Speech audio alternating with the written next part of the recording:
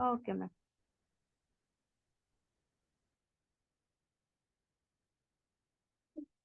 Thank you so much. Thank you, everyone. I'm very happy and honored to be here on behalf of our president, Sharon Thomas. And as we gather for the special journal club session on the National Nutrition Month event, it is on September 2024. This occasion is not only a celebration of our commitment to nutrition, but also an opportunity to reflect on our work in advancing knowledge, addressing challenges, and promoting healthier communities. This year, we are focusing on the critical themes like anemia control, growth monitoring, complementary feeding, Portion B, Padai B, and the other role of technology in governance. For the last 1 month, we are doing all the activities as per the government's theme. So this theme is, as we all know, it is essential in addressing the widespread issues of malnutrition, food insecurity, and diet-related diseases, communicable diseases, sorry, non-communicable diseases. In alignment with this, our forum has today given spotlight on sports nutrition, which is an emerging area, which is also vital as we witness growing the focus on fitness and wellness in India. Whether they are supporting professionals or athletes or just recreational fitness enthusiastic, understanding their distinct nutritional needs is a critical for optimal performance, recovery, and also mental well-being.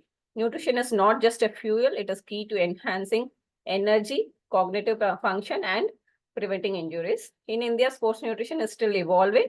And while we have great talent, many challenges persist, misinformation, cultural practices, and very, very limited awareness.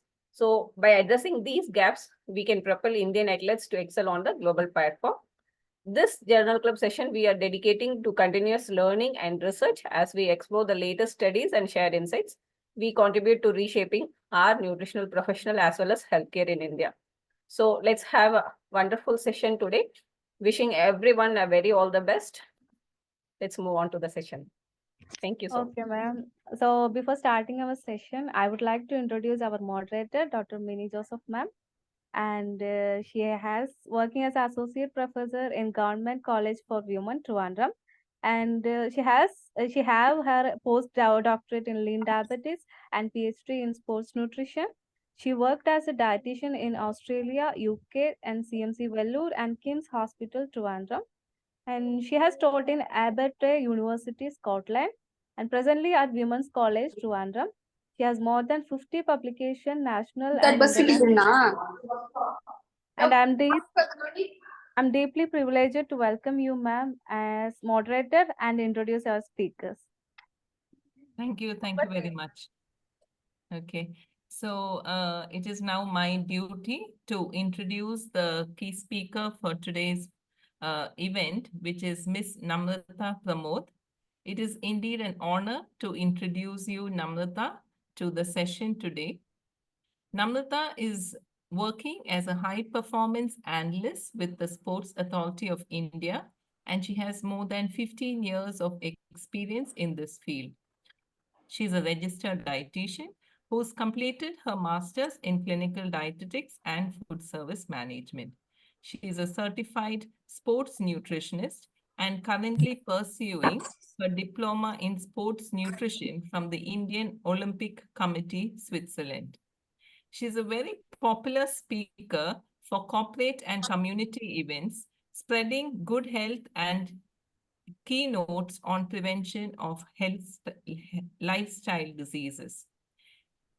She has many national and Olympic athletes under her, and she is a proud team member for the Olympians of Tokyo and of the recent Paris Olympics.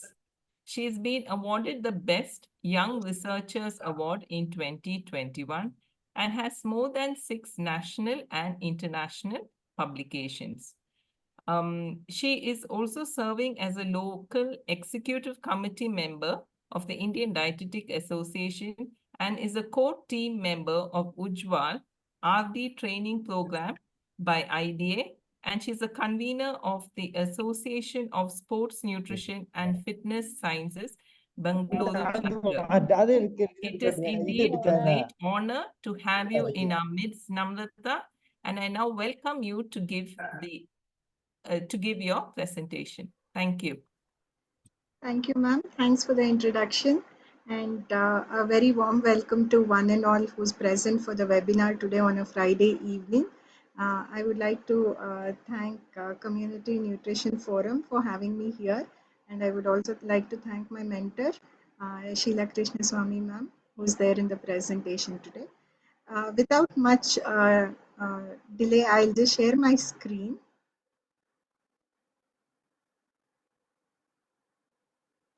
I request all the participants to kindly mute yourself.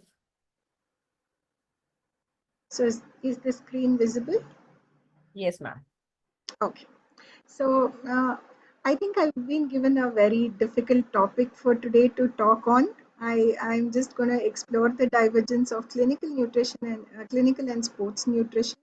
So let us see if I can do justice for the same. Okay. So we all know nutrition is important. Being nutritionists, we all refer to good nutrition. We keep advising on nutrition. So what are the basic functions of nutrition? One is energy requirement. We talk a lot about the carbohydrates. Then we also talk about protein, building and repairing tissues. Just give me a moment. Yeah. Okay. Then we also talk about immunity building. All our vitamins and minerals come under this, and also disease prevention for the same. And one more thing I would like to talk today about is emotional building. Because whenever we talk about food, we all know food is associated with emotions. So whether working in the sports industry now, I have also realized when an athlete is under training, overtraining, or he has an injury, everything has an impact on the food and the diet that we plan. So going further, I'll talk more about this.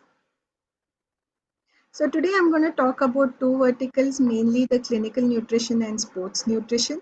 In sports nutrition, I'm also going to lay a little focus on recreational athletes, because most of us might not be the mainstream sports nutritionist who cater to elite athletes. We could also have clients who just have recreational sports, basically going to the gym and coming up to you and asking for nutritional advices. So let's begin with the definitions. What do we refer to when we say clinical nutrition? Clinical nutrition is a practice of analyzing if a person is consuming an adequate amount of nutrients for good health, disease prevention, and also to support the treatment that he is undergoing. Whereas on the other hand, sports nutrition is a study and application of how to use nutrition to support all areas of athletic performance. So again, like I mentioned, in the sports nutrition, we have two verticals. One is the recreational sports, where a normal individual, a working 9 to 5 individual, can just go to a gym, hit a gym, or have a Pilates class, or just go for a Zumba in the morning. And in mind, they have a particular body composition to achieve. So they do it mostly on a recreational use to satisfy the personal fitness needs. Whereas on the other hand, we have grassroots level athletes, we have elite athletes who are playing the sport at the highest level of competition, either to excel in the competition or represent the country as such. So when we talk about clinical nutrition, I'm sure we have a group of clinical nutritionists who are here. We talk about life cycle nutrition starting from childhood. When we talk about Excuse me, kindly mute yourself. 1 second, I'll mute everyone. yeah, sure.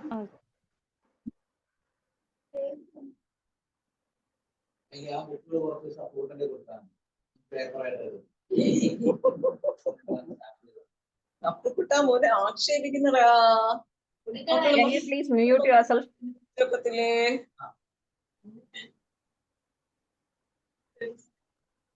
Ammu ചേച്ചിയും സൂപ്പറാണ്, സൂപ്പറായിട്ട് സാധനങ്ങൾ അടിച്ചു. Shall I continue? Yes, ma'am, please. Okay. So when we talk about clinical nutrition, we talk about life cycle nutrition, starting from childhood, where we talk about a lot of complementary feeding, how to go about with complementary feeding, how we take care of the gut bacteria, and then we further advance to adolescence, where there is a lot of eating disorder, and the food would depend on the mood of the adolescent. And then in the next stage of life, we talk about fertility, especially for women and male also, where we do a lot of interventions, and especially infertility being on the rise nowadays. So we look into fertility nutrition and also for good health. And here comes the body image also, whether they're in college or when they're just joining profession, they have body image to take care of. We also help them to provide good nutrition to take care of themselves.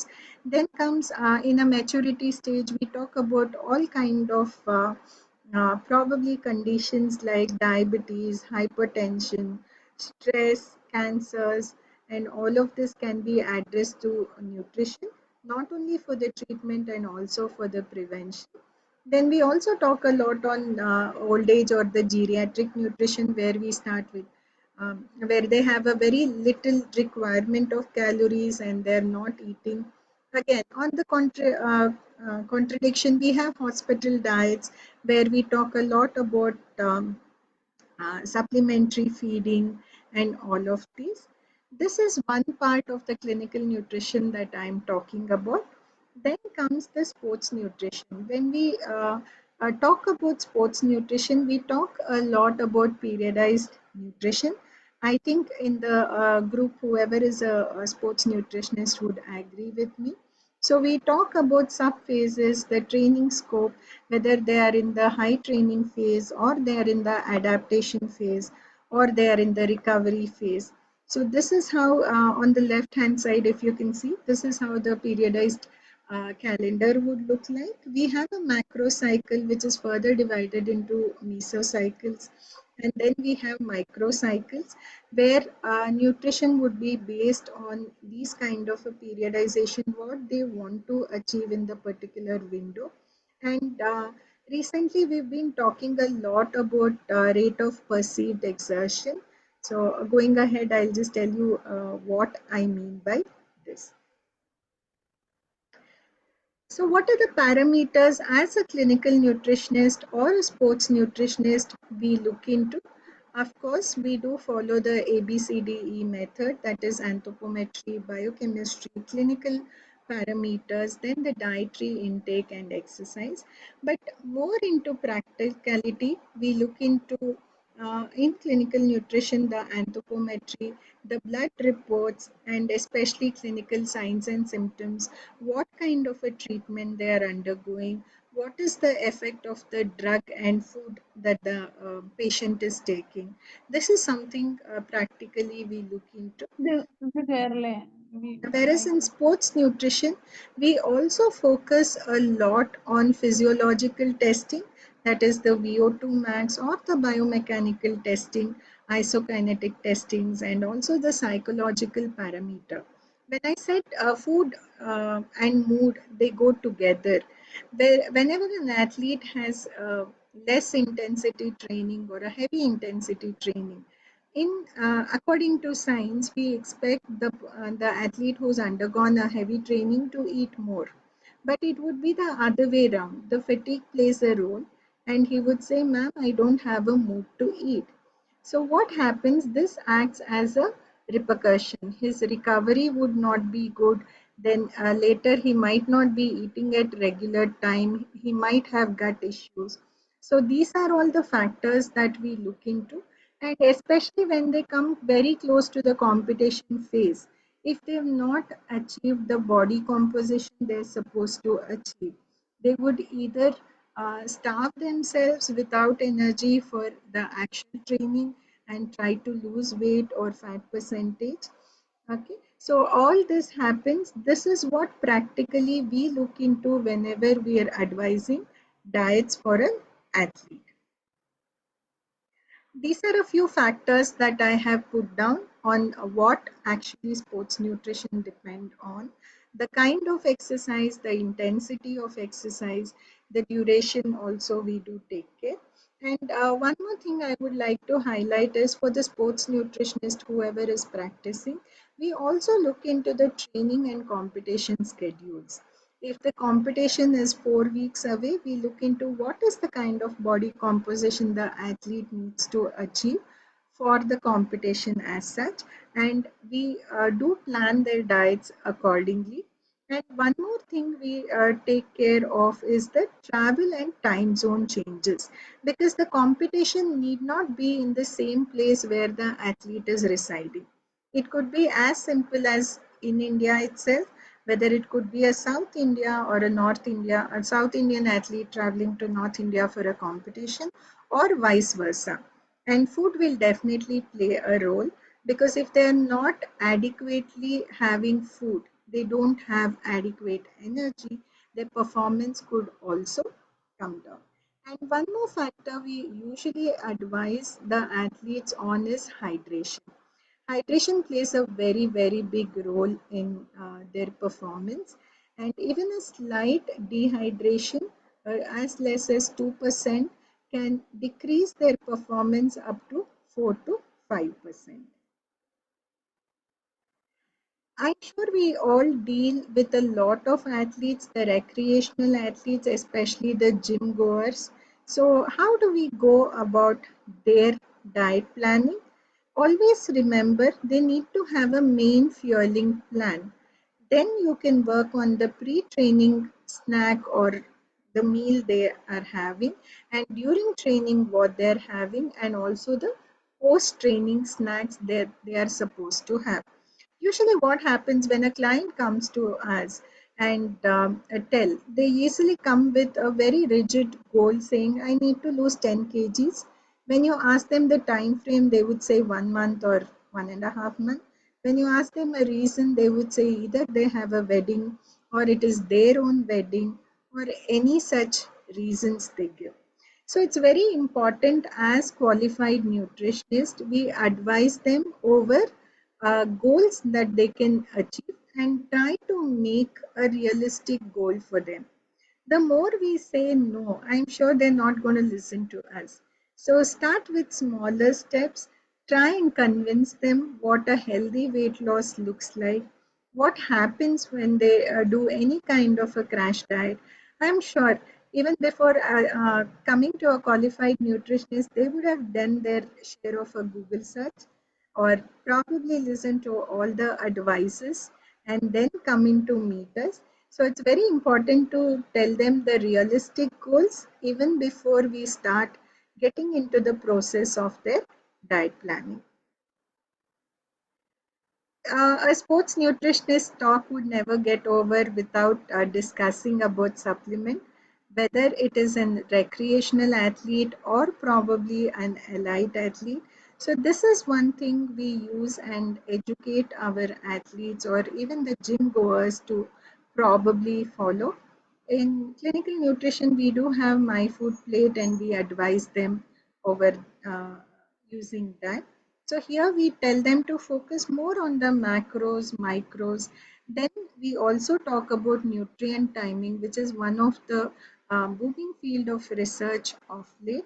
Then we ask them to have sports food, and then only a very little part of the pyramid is made out of supplement. Just to give you a very simple example, um, all of us know caffeine helps as a pre-workout, right? So usually when we advise caffeine for an athlete, we do know after a certain level of caffeine consumption, it can get into doping. But that is on the extreme part of it. But when we talk about caffeine, we need to know whether the athlete is caffeine sensitive or caffeine insensitive. To give you a very small example, whenever we can drink coffee and sleep, okay, we are caffeine insensitive. So Even if we are taking caffeine as a pre-workout, it might have a very minute effect on our performance. So that is how in deep we get into when we are discussing supplements. But whereas it is more to say I'm doing gym of 1 hour, especially nearing to the year end, when January comes, we know the gym registrations are at the highest. Okay, and they just don't join gym, they come back with a big box of protein, and then they say, okay, I'm gymming now, I need to have protein.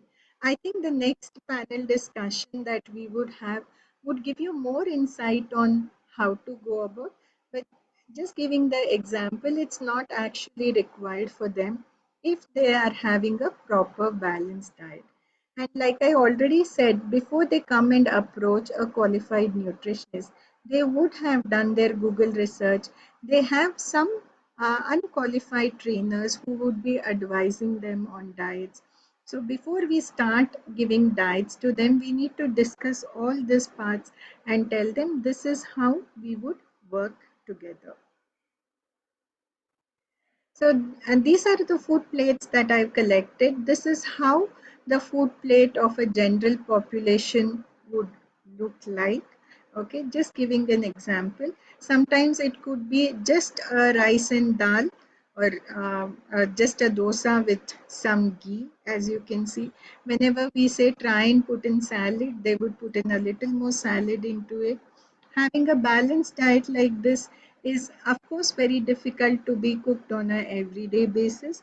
That's when we as nutritionists advise them over one pot meal, and we tell them you could either make a khichdi or a bisi bele bath with all the kind of food groups like cereals, pulses and vegetables, and then maybe have a small cup of curd to compensate for the calcium and the protein.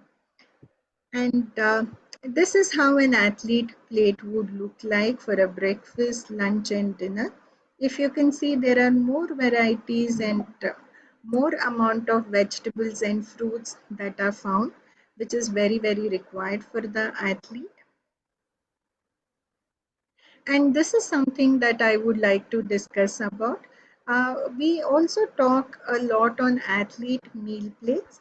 If you can see the circles, it indicates the traffic lights, that is the green, yellow, and red.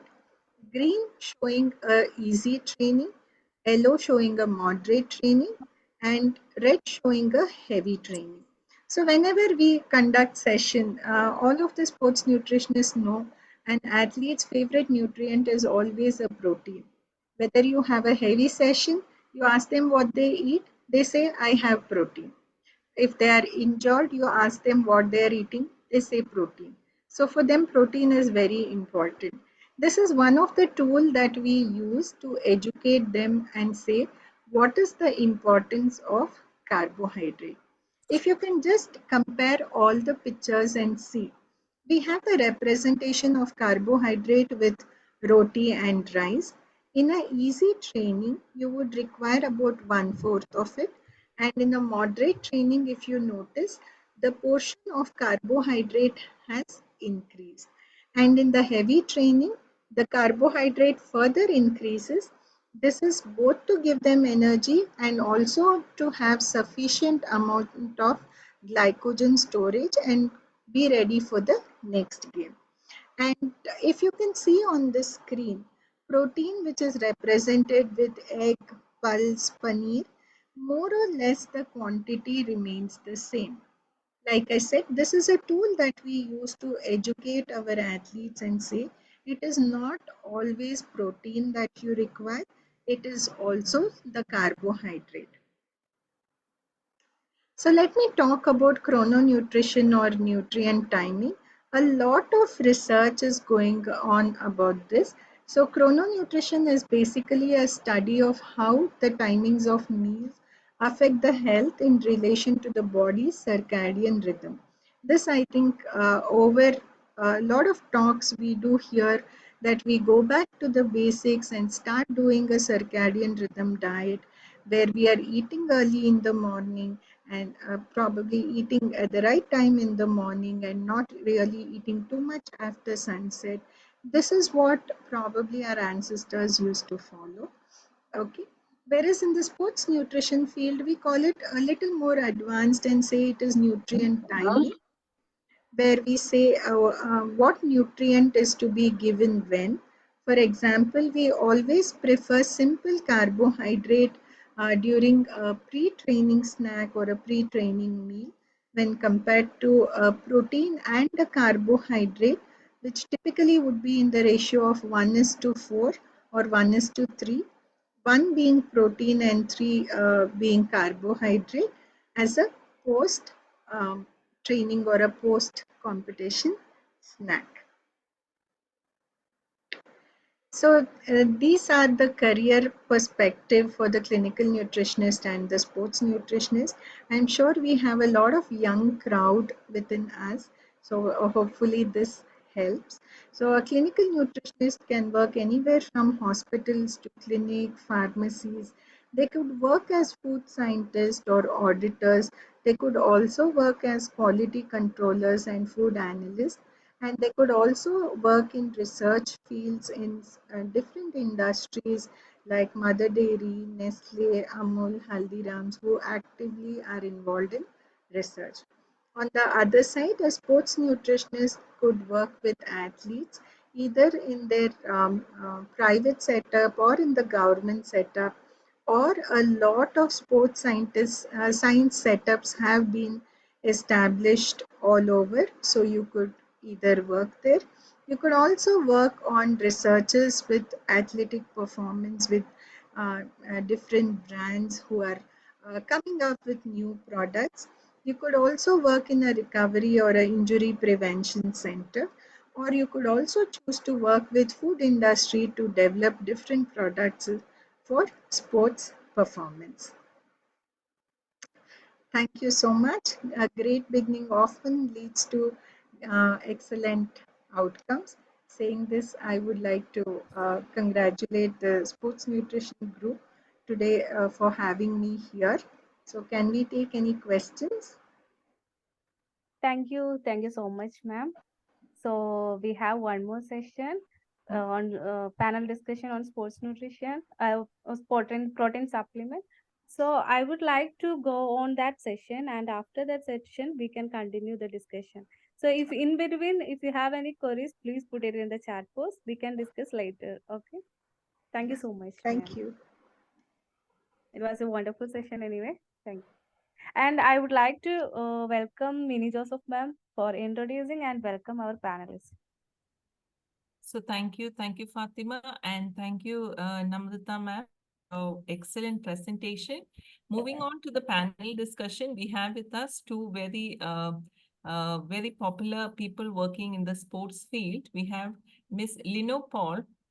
Introducing her, she has completed her master's in clinical nutrition and dietetics from Alfonso College, Pala, and she was a topper in the course. She continued to work as a lecturer in Alfonso College for 3 years, and after which she has been doing freelance work as a dietitian. In 2023, she has got placed with Sai, Mumbai, where she is working as a sports nutritionist. Welcome, Lino Paul, to the panel discussion. Thank you, ma'am. Thank you so much for the warm introduction. Okay, so we have with us another very young and enthusiastic sports nutritionist, Aishwarya Ravi, sorry. She does look like Aishwarya Rai. She completed her master's in food and nutrition from Government College for Women, Trivandrum, and worked in SK Hospital, that is again in Trivandrum, as a dietitian. She continued her career in Regional Cancer Center, where she worked as a pediatric dietitian.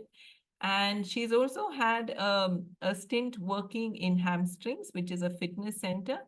And then she went on to do her senior research fellow in Sports Authority of India, LNCP, which is a national institute in Trivandrum. Presently, she is pursuing her PhD in sports nutrition under my guidance. And she has also cleared her international degree from Monash University, the Low Food Map program. And And she's done the sports specific nutrition management course also, which is an international degree. So I welcome Aishwarya Ravi to this session, and it is really an honor to be with my student in the session. And Lino, I think you must be also around the same age as Aishwarya. And it is so wonderful to see such young and budding sports nutritionists in this session. I'd like to start off from where Ms. Namratha went on to talk about proteins in the diet. And it was really good to hear that she reinforced the importance of eating a balanced diet for the sports person. And she also mentioned that there is actually no need of supplementation. But however, there are some instances that protein supplementation should be used. Who would you say would need them? Lino? Okay, ma'am. So I will take up this question. So as Namratha ma'am told itself, actually there is no need of any protein supplements for the athletes. But in some cases, we need protein supplement because in some cases, some athletes will be vegan. So in that cases, usually we know we have plant-based and animal-based proteins are there. So if a vegetarian athlete, they can't be able to take the non-vegetarians. So of course they will be having a more need of protein because the bioavailability of proteins from plants will be lesser as compared to animal proteins. So the thing is that mainly for the athletes who are vegetarian, we can suggest the protein supplements, which could be taken with utmost care only. Under a registered sports nutritionist only, because many fake products are being available in the markets now. So one thing is that those who are vegetarian, they can have it. And the other thing is that some athletes will be allergic to some particular food items, some particular, mainly if it is vegetarians, they'll be sometimes allergic to some pulses or something. So they won't be able to take that much protein. So they can also go with the protein supplements. And also in some athletes, their protein needs will be also very much higher, which could not be make up through the diet. So in that cases also we can take the protein supplement, but make sure that first we have to take the proteins from the food, and then this supplements is only the second course. Okay. Thank you, Lino, for telling us, throwing more light on that. Maybe also aesthetic sports people. I think people like gymnastics, those who do ice skating, synchronized swimming, who have to maintain a very low body weight because they need to have that flexibility in their sports. Maybe because they take a very low calorie diet, maybe they would also require a protein supplement. Another question, when we talk about proteins, we always worried about the burden it creates on the kidney. What are the side effects of this protein supplementation, especially among the young athletes? Could you throw some light on that, Lino? Okay, so if protein supplements, if we are taking in the right manner, like around 20 to 30 grams of protein will be fine. But if we are going beyond that, that can cause some kidney related issues and all. And also, as I suggested, if we are using some fake products or something like that, that also we should have to take care. And while taking an ingredient or while taking a protein supplement, we should have to make sure that how much amount of protein we are getting from that, and also whether it has any allergens, any doping agents are there or something that we have to do, so that we can at a glance we can reduce the amount of this kidney issues. And also while taking the protein, we should be always in the normal way. Okay. So would you like to add on to that, Aishwarya? Aishwarya? Yes, ma'am. Yes, ma'am. Overconsumption of protein can also cause like hair loss, especially in the young athletes. They are facing a lot of hair loss problems, and also especially skin care. Maybe they may be having a lot of acne, and it also causes some disruption in their hormonal. There may be hormonal changes, and definitely it will damage kidney And also some of the athletes are also nowadays facing liver damage. And these are also the side effect of overconsumption of protein. Okay. Another problem I think is because when they take so much protein, the carbs in the diet actually comes down, and so their total calorie intake can also come down. What about Aishwarya? Can I ask you, what about the optimal dosage and timing of protein intake for muscle growth and recovery? Yes, ma'am. Usually, what we suggest is like 25 to 30 grams at a meal. And also, it should be equally distributed among all the meals, morning, evening, afternoon, like that. So, it should be equally distributed. At the same time, it should be around 20, 25, 30, just below that. Overconsumption of 30 grams at a meal can also damage the organs, and also it disrupts all the body balance. So it's always optimum to consume below 30 grams. And also the protein should be consumed pre as well as during and as well as after exercise. And after exercise is the greatest way to recover, because the body after a hectic training, the body is in need of a protein, and also it is in the recovery process. So it's always better to give it after the training program. Okay. Another question that I would ask is the role of protein in weight management and for weight fat loss, especially for recreational athletes. Would you like to answer that, Aishwarya? Yes, ma'am. Actually, recreation is nothing but like active individuals, like who are involving in the gym or for fitness or just running or jogging, or that is just all this come under recreational athletes. And they are always in they are always in need for fitness. So what I want to add is that they just want to decrease the fat loss, and they want to increase the lean body mass. They just wanted to increase the metabolism. It will also increase the satiety value, and it also helps repair and build the muscle. So these protein supplementation can also help in the weight management for these recreational athletes. There are a lot of protein supplements that are available in the market, and they're very expensive. But are there any specific ingredients in these supplements that that a consumer should avoid for health reasons? Can I, ma'am? Is it Yes, okay? yes, Aishwarya. Yeah, yes, ma'am. Actually, when we are just because all of them, to be frank, the protein, these products are easily available in the market, like each and every corner of the street, it's actually available. And all the gym goers, they just go into this shop, they just buy this big dabbas of these protein, and they don't know like how to check or what label to check, like what things to, they just ask somebody or the gym trainer, they will just buy that thing, and also they will look for whether it is expensive. That is the only criteria they just check for.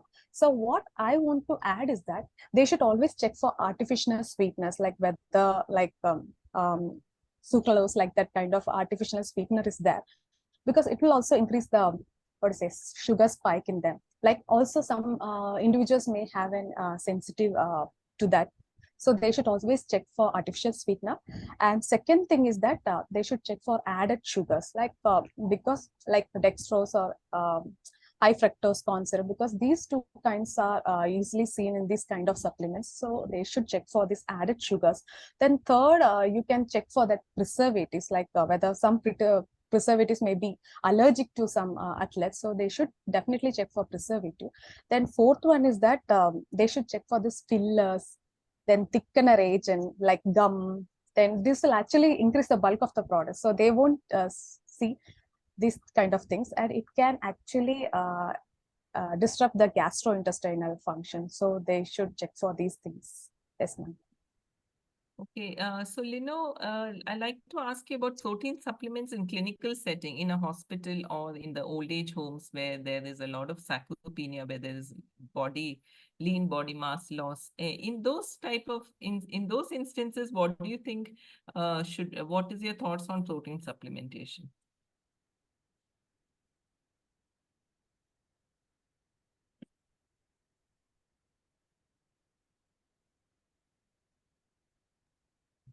Lino, or is there? Is she having some some network network. issue? And so we can, Aishwarya ma'am, can you continue? Yes, ma'am. Yeah, Can I hear yeah, the once again, question was, Aishwarya, what about for old age and in clinical settings, like for the post-surgery patient? what do you think should we give them protein supplements? Of course, the older adults can have, ma'am, under prescription, like under the supervision of dietitian or doctor, they can definitely have, just in order to increase the muscle protein synthesis, MPS, muscle protein synthesis, as well as for the recovery process, they can definitely have.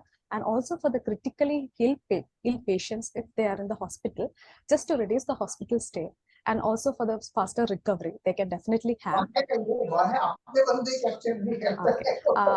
For per kg body weight, they can definitely have from 1.4 to 2. And if it is critically ill and if the patient is very severe, and with the prescription, they can have up till 3.5 per kg body weight. They can definitely. One thing about protein supplement we have to remember is that if the calorie is not given in, if the calorie from carbs is not sufficient, then the protein will be used for energy. So it beats its original function. Actually, its priority was for tissue repair and for building of new tissues. But if there is not enough carbs, then proteins will be sacrificed for energy. So all the benefits of protein will be lost. So what about creatine powder as a protein supplement? Yes, What are your thoughts? Okay. Actually, nowadays the creatine is becoming more popular, ma'am, and it is also becoming a most popular supplement used, especially by what I've seen is like, especially they are used by strength athletes and power sports who are coming under these categories, because according to them, like if they consume, if they I'm just telling what they felt, and they just told me like it is just recovering my tiredness, like it helps to relieve their fatigue, and they have a faster recovery, and they just able to build the strength. That is a advantages they used to feel when they intake this creatine, but they really don't know what amount of creatine should be taken. They just buy from the shop and they just take. So the optimum amount which has to be taken is like below 5 grams, like just per day 5 grams, not over than that, because over than that means it will cause so much of problem, because it, first of all, it's like gastrointestinal, first and the most liver and kidney damage, and also younger than 18 years of age should not take this creatine, and it's really bad for the body. So that is what, because these people will think like it's a small amount, it's 5 grams would do nothing, so they just take 10 or 15 grams. So it's absolutely, they should not do this thing. And there have been histories of medical history of very young athletes who's gone into kidney failure because of this uncontrolled use of creatine. Yes. Maybe I can pose the next question to Ms. Namratha. When a person, a sports person has come up with a sports injury, what sort of protein supplement is recommended? Or do you recommend protein supplement in such cases, sports injury? Okay. Basically, ma'am, it depends on what kind of a injury they come with. Okay. Recently, we've had an athlete with a mandibular fracture where he cannot be eating any kind of a solid food. For somebody like that, we would also prescribe protein supplements, of course, under all the guidance of taking care of WADA and NADA. Okay, so that it is not coming under doping. So for such an athlete, a protein supplement would make sense. But whereas somebody who's just gone an ACL injury or has gone an ACL surgery, he would be able to eat properly. For them, we try to manage with the diet itself. However, as we all know, during recovery, we do require that extra amount of protein. And we also try and reduce the carbohydrate during injury so that there's no weight gain with such athletes. And we also try to maintain their body composition. So it depends on each individual why we are advising the protein supplement and how much we would be advising them. Okay, thank you, Namrata. This is a question about protein intake and sleep. Is there any relationship between protein intake and sleep? Does it improve the quality of your sleep, the duration of sleep? It's a good, I think people who have sleeping problems would like to hear from you. Yeah, I think a lot of research has been done with casein protein, especially where it helps to induce good sleep.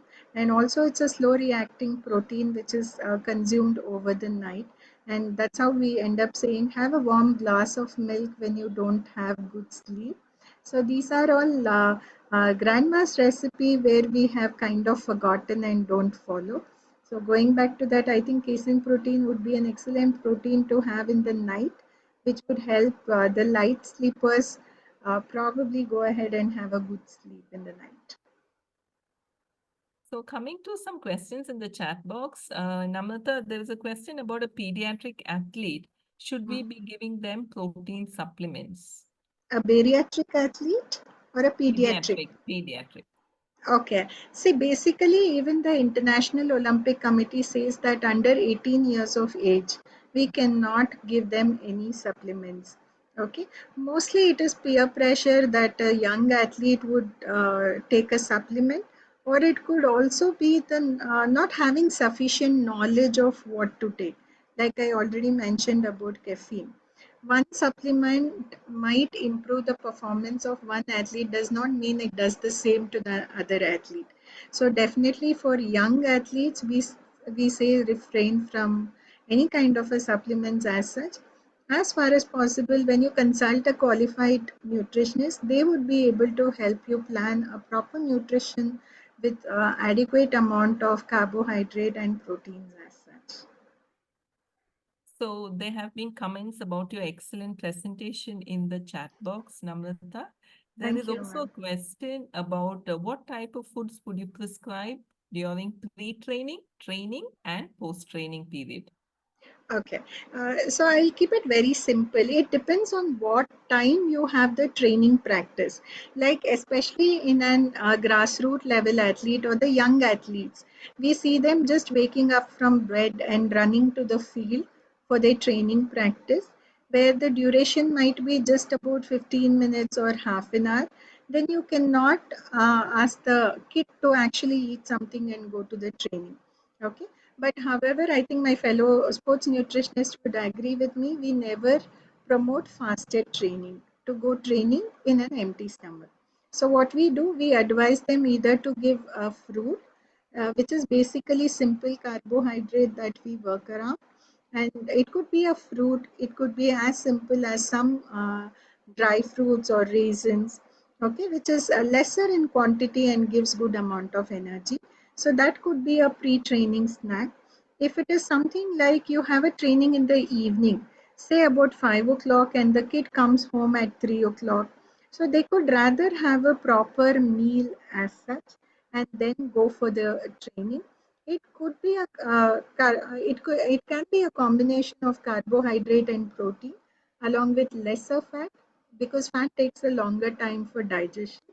And giving a small example on this, I think the peanut butter sandwich is a very big hit as a pre-training snack, right? So we would not really advise them to an athlete, because it does consider some amount of fat which takes a longer time for digestion. We would rather stick on to something like a bread with jam, which is more easier to digest, and also which would help them to play the sport better. Then coming to during training, if an athlete is training for less than 1 hour, or if they're recreational athletes who are just been going to gym, okay, they have the fancy shakers putting in electrolyte or maybe sometimes even protein and drinking in a gym. So that is completely not required. Okay, if the training for an athlete is more than 1 hour, that is when the the electrolyte would actually come in place. Okay, even before the electrolyte, we would like to try with natural sources like lemon water with salt and sugar, which are equally good for them and natural, rather than going for any kind of a supplement. And coming to the post nutrition as such, like I already said, it has to be in a combination of 1:4. Whenever we try to tell our athletes this, they would be surprised, because they come in with a whole mindset saying protein is the only important thing. So one is carbohydrate and three or four can be, one is protein and 3 and 4 can be the carbohydrate. And like you already mentioned, minimum, it's very important when athletes are also on a high protein diet, they do concentrate on carbohydrate. Otherwise, there is no protein sparing action that is happening. Okay. So to put in simple terms, I think simple carbohydrate before training, just plain water if the training is less than 1 hour, and post training it is always a combination of carbohydrate and protein. Okay. Just to add to that, Namratha, for the during the training period, like you said, lime juice, sugar, and salt, we should promote the indigenous drinks that are available. Like in Kerala, we have a coconut water, which is a packed a drink. It's better than any sports drink that you would get, or the sugarcane juice, very popular in Tamil Nadu. So we need to promote those sort of indigenous drinks. There is a question about the calorie calculation. How do we calculate the BMR for this athlete person? And also the calories required for recovery. During the recovery phase, what is the additional calories we should be using for them? Okay, I can give you general figures. Usually for somebody in a clinical setup, we do go in with Harris Benedict calculation. Okay, but whereas for a sports person, we go into maybe Mifflin St. Joe's or maybe McArdle calculation, which would give us a different, slightly different value considering the physical activity level. So these are the two equations that we could use for the BMR and energy calculation. And second thing, when we divide the diet, usually we say 60% percent should come from carbohydrate, 20% should come from protein, and 20% should come from fat. So just giving an average calorie distribution. In the recovery phase, we reduce the carbohydrate to 50%, increase the protein to 30%, and keep the fat at 20%, so that we are also giving them higher amount of protein for the recovery process. However, these are majorly distributed percentage, but we also work a lot in terms of body per kg body weight. Okay, we could reach in a normal individual, we say about zero 0.8 to 1 gram for a normal sedentary person or a general population. But for an athlete, we can go up to 1.6 or 1.8 gram per kg body weight, depending on the level of training they are on. Usually, an early athlete who is just joined training would require higher amount of protein when compared to an elite athlete for the muscle adaptation. Okay, so sometimes in injury we can go about 2.3 to 2.5 gram of protein. There are cases we reach up to 3 grams, but always remember this is for a very short period of time, where we also consider the health of their kidneys. And whenever we talk about supplementation, this is also probably one thing that I would like to add on. You are on a high protein diet for how long to spoil the kidneys? Okay, so that is very important to take care and emphasize on. Okay, thank you, ma'am. I hope I've answered the question. Yes, Namratha. There was during my work with weightlifters, actually I've come up with a new formula for predicting their BMR based on their lean body mass, and it was also published. So that is for the Indian athlete, that was validated for Indian conditions. There's a question about whey protein. Is that a safe protein supplement, or do you suggest any other supplement, another protein supplement, whey protein? Your take on whey protein? Okay, in my opinion, we don't really advise any kind of proteins as such.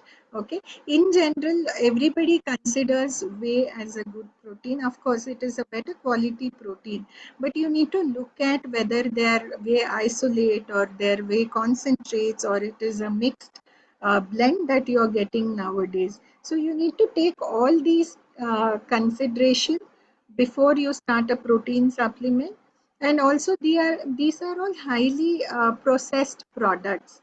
So whenever we say we talk about natural food and just getting it the healthy way, so it is always better to stick on to the natural sources and have very less amount of highly processed foods.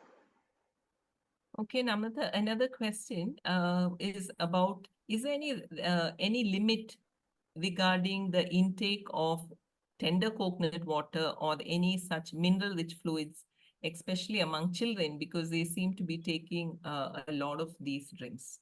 Okay. See, when it comes to natural food, that usually does not come with a restriction as such. Okay. But however, kids, we say about 2 glasses or maybe 400 ml should be the good quantity, because any kind of electrolyte or these kind of a sodium potassium rich drinks, especially even talking about sports drinks as such, the more sodium you're putting into the body, there is also a lot of water retention, where in turn the performance comes down. This is something not many athletes would actually look into. So whenever they're practicing, they just walk in with electrolyte or salt water and they just keep consuming. Okay. However, high potassium is also not good. So it is better to restrict about 200 to 400 ml and not beyond that. More than that could always be plain water. Patients, or sorry, athletes who are taking protein supplements, do you recommend that they do kidney function tests on a regular basis? Um, as a part of testing, we do say it is better to go in for a kidney function test.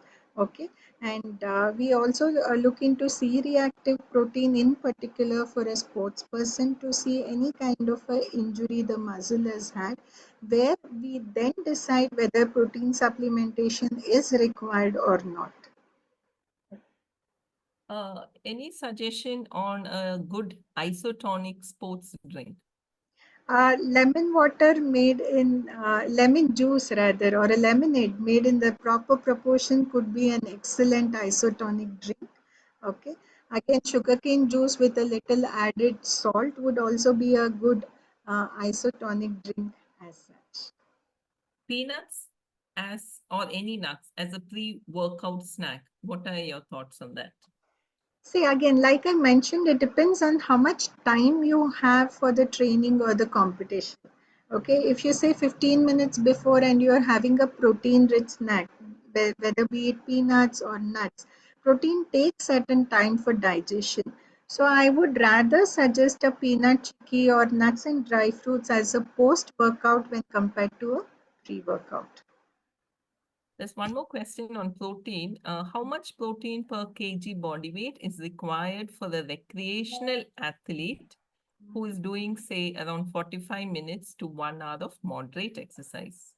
Okay, this depends on a lot of other factors, but going by the books, I think 1.3 gram to 1.5 gram is an ideal range that we suggest for a recreational athlete. Okay. Just a question, I think about the female athlete triad. Do you get to see a lot of female athletes presenting with the triad syndrome? I think we've moved beyond female athlete triad. We are also seeing such kind of symptoms amongst male athlete also. That is what we particularly call as a REDS. Okay. I mean, in my career, probably I've just seen about one who represented with such kind of a symptoms, and especially when the competition does not go well as required. Okay, that is when they would have a lot of mood swings, they reduce their intake over a period of time, and then we see redness symptoms. But however, we are all a good setup of sports scientists where we immediately identify such athletes and we start working with them. Okay, so I've not really seen anybody with these kind of a typical symptoms, just one probably. What about sports anemia, Namratha? Have you come across young athletes with anemia? Yes, we do have seen a lot of athletes coming with anemia for us. Okay, and even before starting the kind of treatment, whether it would be an injection or it would be an oral pill, we also look into their ferritin level storage. Okay, if the ferritin levels are great and it is just the hemoglobin which is down, then it could be treated with natural food depending on the level that they stand in, or it could be given medications. If the ferritin level is also low, then we are going for injections which would probably give a quicker result and a longer result, a sustained result. So that is how we deal with sports anemia. So some more questions are coming now. How about body image issues and eating disorders? Do you have body image issues and eating disorders in the athlete community? Yes, we do, especially in any kind of a weight category sports, especially the gymnast as such. I just worked with them about 2 to 3 months as such with them. So we do see a lot of young athletes coming and telling, I have a lot of fat around my stomach, whereas for us it looks almost flat. Okay. So in these cases, especially where they're coming towards a competition, they drastically reduce their intake. So we always take a help of a psychologist, and probably it's a combined teamwork and comprehensive approach that we do with them. The Olympic team, I understand that you were with the Olympic team in Paris. Who were the team members besides the trainer and a nutritionist? Was there the physiotherapist or the psychologist also on the team? Yeah, we do have a good setup of sports scientists who work with the Indian hockey team as such.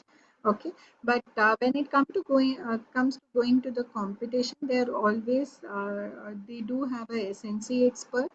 They do have physiotherapist and a masseur going with them, so that for any kind of a recovery, it helps for them. And I would like to say, especially in Sai Bangalore, we work a lot on travel nutrition. So we started giving energy bars probably the previous Olympics when they went to Tokyo. And this time I can proudly say that we have sent about 1,600 energy bars from Sai Bangalore to Paralympics as such. So we do cover them even if we are not present there. Okay, so what were these bars, the basic composition of these bars?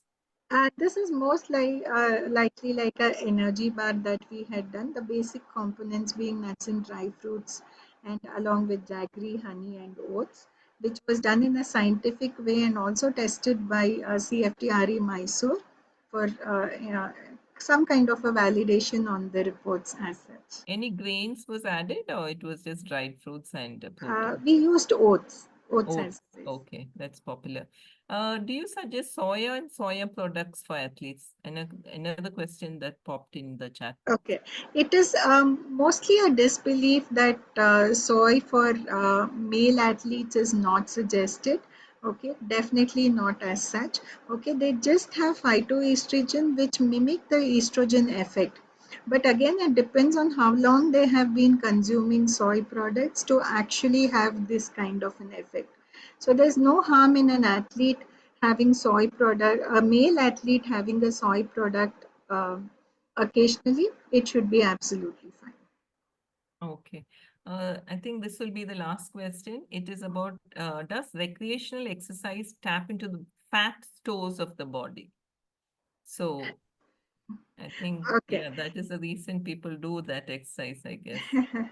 See, again, it depends on the way they approach the exercise, how the exercise has been probably planned according to their body composition. Okay. Yeah, like I said, we don't really promote fasted training in an athlete. For somebody who is doing a recreational sports and looking at fat loss in particular, for such people, we could advise a fasted training which helps, and when the training is designed accordingly, it might help in a greater fat loss. Okay. So I think we have come to the end of the panel discussion because we have also gone beyond the time duration. Yes, it was a very interesting session. Thank you for having a very interactive session to the panelists and to the speaker, Namratha, Aishwarya, and Lino. Did we get Lino back, or she's still She lost had in the joined virtual again. world? One She has second, let me try joined adding her and again. just 2 minutes back. Okay. Okay, so over to the organizers. Thank you. Thank you, ma'am. Ma'am, few minutes, few seconds. We'll have a screenshot now. Uma and Sonia, can you please open your video? Fatima and Fiza belongs to our RESEARCH-O-PEDIA team. Other members are all in the conference and presentation. And Oma is our vice president. Today, Sharon Chichi, our presidents also couldn't join, and treasurer is also in another conference. Sonia is our joint secretary. So this is our team for Namratha ma'am to know. All others are our members, so they know. Thank you so much. 1 minute, I'll just take a screenshot. Thank you.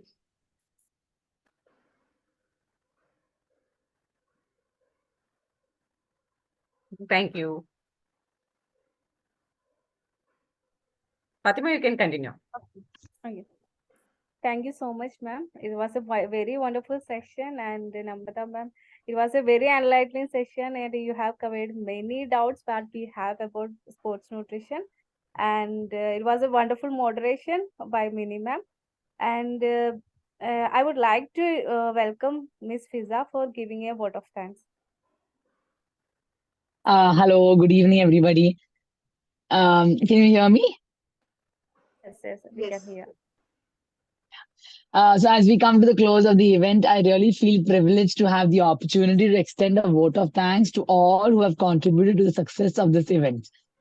First, I would like to thank the speaker of the day, Ms. Namratha Pramod. You have really enlightened us with your knowledge and insights.